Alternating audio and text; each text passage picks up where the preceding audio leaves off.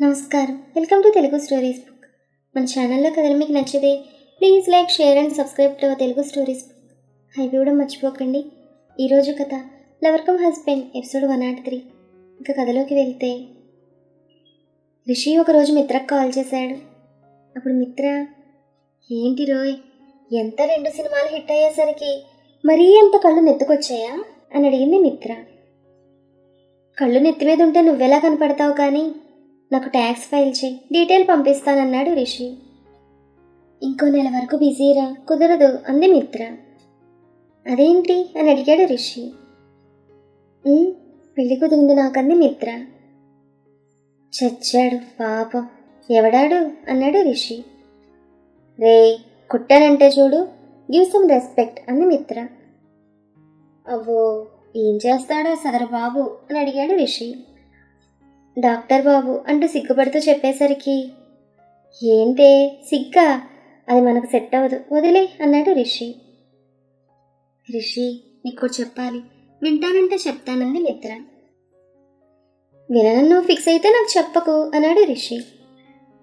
అది కాదురా కృతి అని మిత్ర అనేసరికి, సరే సీయ పాప, నేను వేరే ఆడిటర్ని వెతుక్కుంటాను అన్నాడు రిషి. రే, నేను నీకు ఒకటి చెప్పాలి, తనకు అబార్షన్ అని మిత్ర అంటుంటే, నాకు తెలుసు, అయితే ఏంటి ఇప్పుడు అన్నాడు కోపంతో రిషి. రిషి, నువ్వేనా? తనేదో తప్పుగా అర్థం చేసుకుంటే మాత్రం నువ్వు కూడా తనని అంది మిత్ర. అమ్మా, నీ ఫ్రెండే గొప్ప, తనే మంచిది, నేనే క్యారెక్టర్ లేని వెధవని, చాలా అంతే. తాళిబొట్టు పంపిన ఆమె గ్రేట్, అయినా కూడా నేను క్షమించాలి. 2 నెలల క్రితం వెళ్ళాను, రోడ్డు మీద ట్రక్ పెట్టి అందుకు కూడా నేనే కారణం అని ఏడుస్తోంది. నేను చెప్పేది విన్నప్పుడు నేనెందుకు తన గురించి వినాలి, నాకేం చెప్పకు అన్నాడు రిషి. అది కాదురా పాపం, ఏదో రెస్టారెంట్ పెడితే ప్రాబ్లం వచ్చి అని మిత్ర అంటుండగా, ప్రాబ్లం? ఏం మాట్లాడుతున్నావు, వాళ్ళ బాబు సౌండ్ పార్టీనేగా, అయినా నాకెందుకు ఇవన్నీ అని కాల్ కట్ చేశాడు రిషి. ఆ తర్వాత రిషి ఫోన్కి మిత్ర వెడ్డింగ్ కార్డు పిక్ వచ్చింది. చూశాడు, ఇంకా 15 రోజుల్లో పెళ్ళి. ఆల్రెడీ 3 కొత్త సినిమాలు కమిట్ అయ్యాడు. Tight schedule. వెళ్ళాలా వద్దా? వెళితే ఆ రాక్షసు వస్తుంది. అవును, ఏంటి ప్రాబ్లం అంటోంది మిత్ర. ఏమై ఉంటుంది అంటూ ఆలోచిస్తూ ఈ మధ్య తనకి బెంగళూరులో పరిచయమైన ఒక డైరెక్టర్ కాల్ చేశాడు. సార్, నాకు ఒక ఫేవర్ కావాలి అన్నాడు రిషి. ఆయన, చెప్పండి రిష్విక్ అన్నాడు. నాకు ఇంకో 2 రోజుల్లో బెంగళూరులో షెడ్యూల్ ఉంది, నేను వస్తున్నాను.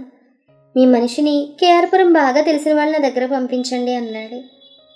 ఓకే తప్పకుండా అని కాల్ కట్ చేశాడు ఆయన. అయితే మనోడు అప్పటికి ఇంకా తనంటున్న ఫ్లాట్ కొనలేదు, కానీ ఇప్పుడుండే ఇల్లు మాత్రం తనకి నచ్చినట్లుగా దగ్గరుండి మరీ కన్స్ట్రక్ట్ చేయించడం మొదలుపెట్టాడు. ఆ నెక్స్ట్ డే షూటింగ్కి వెళ్తుంటే కార్ ఏదో ప్రాబ్లం వచ్చి ఆగిపోయింది. అప్పటికి బాబు ఇంకా క్యారవాన్ కొనలేదు, కారు కూడా తనే డ్రైవ్ చేసేవాడు. దిగి ఏమైందో చెక్ చేసుకుంటూ ఉంటే పక్కనే ఇంకో కారు వచ్చి ఆగింది. అందులో నుండి ఒక అతను దిగి, రిష్విక్ గారు, ఏదైనా ప్రాబ్లమా అని అడిగాడు.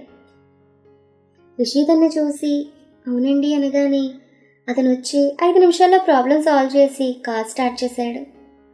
దాంతో రిషి నవ్వుతూ థ్యాంక్స్ అండి అంటూ షేక్ హ్యాండ్ ఇచ్చాడు.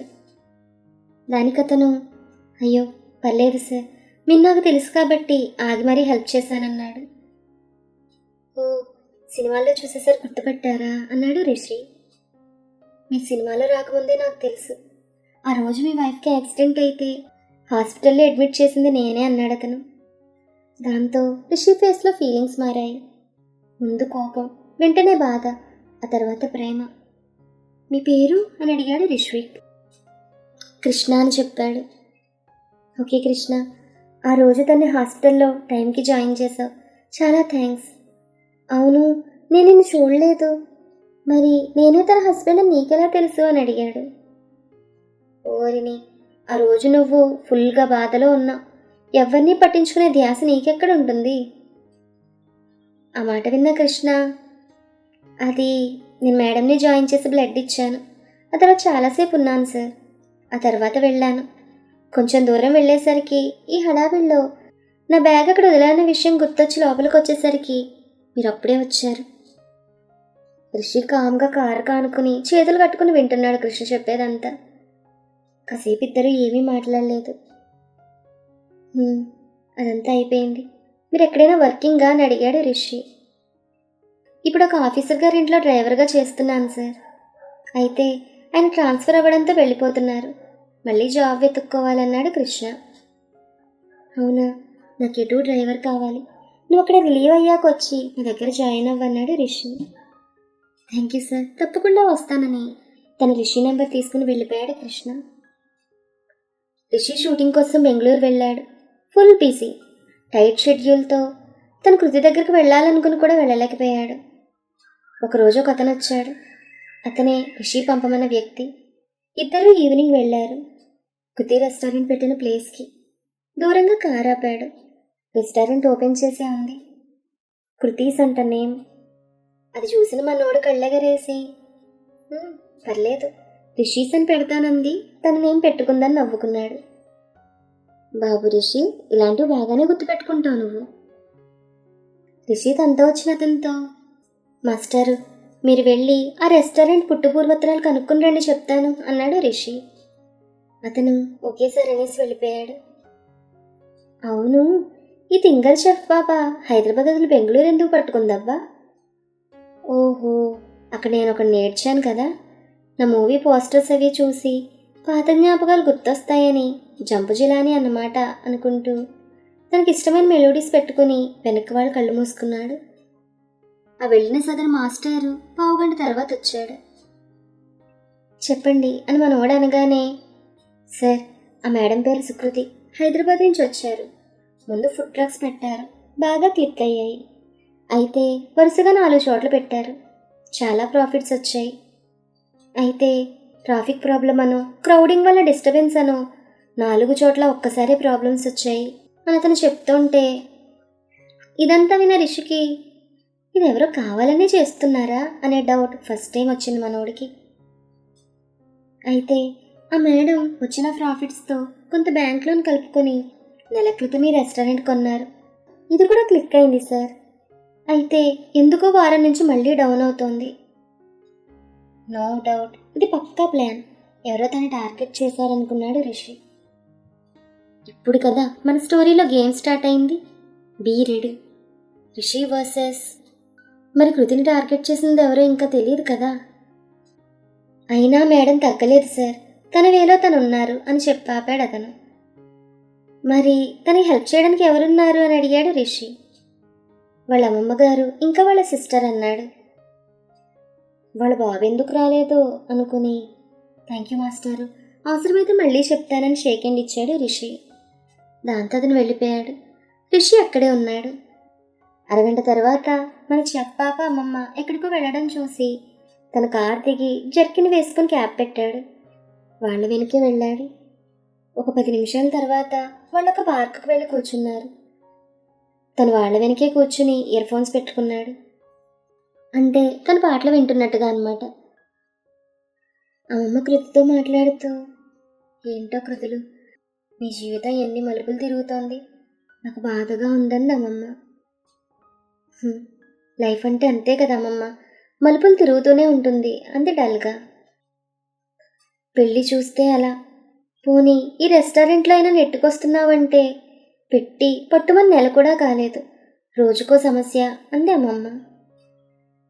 నాకే ఇలా ఎందుకు జరుగుతోందమ్మమ్మ అంటూ ఆమె ఒళ్ళో తలపెట్టుకుని పడుకుంది కృతి. చెప్పాపా, ఒక్కడే గుర్తుపెట్టుకో, కష్టాలు బాగా వస్తున్నప్పుడు ప్రతి వాళ్ళు కూడా ఇలాగే అనుకుంటారు మరి. అమ్మమ్మ కృతి తలనిమురుతూ, ధైర్యం ఎక్కువ ఉన్న వాళ్ళకి భగవంతుడు ఎక్కువ కష్టాలు ఇస్తాడేమో కృతులు అంది. ఆ మాట కృతి ఏడుస్తూ, నా ధైర్యం రిషి నువ్వే అనేదానివి, తను వెళ్తూ నా ధైర్యాన్ని తీసుకెళ్ళిపోయాడు అనగానే ఆ మాట మనోడి గుండెలకు తాకింది. ఊరుకో తల్లి, మా అమ్మ కదూ, పోనీ ఒక పంచి మీ నాన్న సహాయం తీసుకో, అప్పుడు వచ్చి ఏదో అమౌంట్ ఇస్తాను అన్నాడుగా అంది అమ్మమ్మ. ఆయనకి ఇష్టం లేని పని చేసి బొక్కబోర్లా పడింది చాలు, ఆయన ముందు చేయి చాపడం నాకు ఇష్టం లేదంది కృతి. ఆ మాట విని ఇలాంటి మాటలు బాగానే వస్తాయి అబ్బా కూతుళ్ళకి అనుకున్నాడు. కృతి పైకి లేచి కళ్ళు తుడుచుకుంటూ, ఆయన గారు 2 సినిమాలు సూపర్ హిట్ అయ్యి కొత్తగా కార్లు ఇల్లు కట్టుకుంటూ బాగానే ఉన్నాడు. నన్నే ఇలా వదిలేశాడు అంది కృతి. ఆ విషయం నీకెలా తెలుసు అని అడిగిందామె. పేపర్ చూడు, సోషల్ మీడియా చూడు, అంతా సార్ గురించే అంది కృతి. అప్పు విడిపోయినా మీ ఆయన గురించి బాగానే తెలుసుకుంటున్నావు అంది అమ్మమ్మ. ఆయన? అవును, తెలుసుకోవాలి. నా సపోర్ట్తో ఎరిగి నన్నే ఎగిరితన్నాడు, అందుకే తెలుసుకోవాలంది కృతి. ఆ మాట విన్న రిషి, నీ మొహం, నీ వెనక కూర్చుని వింటున్నాను, అయినా కూడా నువ్వు తెలుసుకోలేదనుకున్నాడు తన మనసులో. ఎంత చేశాను ఆయన గారి కోసం అంటూ ముందు ఎపిసోడ్లో చెప్పిన 12 పాయింట్స్లో 3 మాత్రమే చెప్పింది కృతి. అదంతా విన్నమ్మమ్మ, కృతులు, ప్రేమ ఫలితం ఆశించకూడదు. నువ్వు తన కోసం చేసేటప్పుడు ఏమాత్రం స్వార్థం లేకుండా చేశావు. ఇప్పుడు విడిపోయారని నీ సహాయానికి ప్రేమకు ఫలితమనే పేరు పెట్టకు అందమ్మమ్మ. నిజమే, నేను చేసేటప్పుడు ఆయన గారిన సొంతం కాదు, నేనే తనే నేను అనుకుని చేశాను. ఎవరు అవునన్నా కాదన్నా ఈరోజు నేను పడే బాధకు కారణం తనే. ఇదిగో చెప్పాపా, ఆ తర్వాత మీ డాడీ అంటే మాత్రం మాది కాదు బాధ్యత, చెప్తున్నాను. కృతి మాటలు విన్న రిషి ఆలోచనలో పడ్డాడు. సరే పదమ్మమ్మ, ఇంకా వెళ్దామంటూ లేచింది కృతి. వాళ్ళు వెళ్ళిపోయిన తర్వాత కూడా రిషి అక్కడే కూర్చుండిపోయాడు. చల్లగాలి వీస్తోంది, తనకి మాత్రం ఆ ఫీల్ తగలడం లేదు. పసిపిల్లల అరుపులు కేకలు కూడా తనకి వినిపించడం లేదు. అంత ఆలోచనలోకి వెళ్ళిపోయాడు. కొంతసేపటి తర్వాత ఏదో నిర్ణయానికి వచ్చినట్లుగా తన కృతితో విడిపోయిన 6 నెలలుగా తనకి ఎన్నో జవాబులు దొరకని ప్రశ్నలకు ఈరోజు అన్నీ దొరికేశాయి. 6 నెలల్లో ఏది దూరమైందో అది దొరికింది అంతే. పైకి లేచాడు. ముందు చిన్నగా నడుస్తున్నాడు, ఫ్యాన్ జేబులో చేతులు పెట్టుకుని. ఇంతలో పిల్లలాడే బంతొచ్చి తన కాళ్ళ దగ్గర పడింది. 2 పిల్లలు వెతుకుతున్నారు. రిషి ఆ బాల్ని తీసుకుని విసిరేశాడు. వాళ్ళకి కావాల్సిన దొరకగానే వాళ్ళ ఆనందం చూశాడు. అంతే, ఫుల్ క్లారిటీ. యాహూ అంటూ పరిగెత్తుకుంటూ వెళ్ళాడు రిషి. ఇదిగో బాబు, నిన్నే, ఎందుకంత ఆనందం, మాకు చెప్పొచ్చుగా అని అడిగానండి రిషిని. కానీ రిషి ఏమన్నాడో తెలుసా? తను వెనక్కి తిరిగి, కొన్ని పనులకు అర్థం చెప్పేదానికన్నా చేసి చూపిస్తేనే తెలుస్తుందంటూ మనతో చెప్పి వెళ్ళిపోయాడు రిషి. ఓహో దట్టా, ఐ థింక్ వాటు. రిషి ఇంకో 2 రోజులు ఫుల్ బిజీ. అయితే మిత్రపేట దగ్గరకు వస్తోంది, అది గుర్తుంది తనకి. కానీ గట్టిగా డిసైడ్ అయ్యాడు వెళ్ళకూడదని. వెళ్తే కృతి వస్తుంది, నేను వెళ్తే మళ్ళీ నన్ను చూడడం, బాధపడడం అవసరమా అనుకున్నాడు. లేదు చిన్ను, నీకు ఇప్పట్లో కనపడను అనుకున్నాడు రిషి. మరి తర్వాత కీప్ లిసనింగ్. మరొక మంచి ఎపిసోడ్తో మళ్ళీ కలుద్దాం.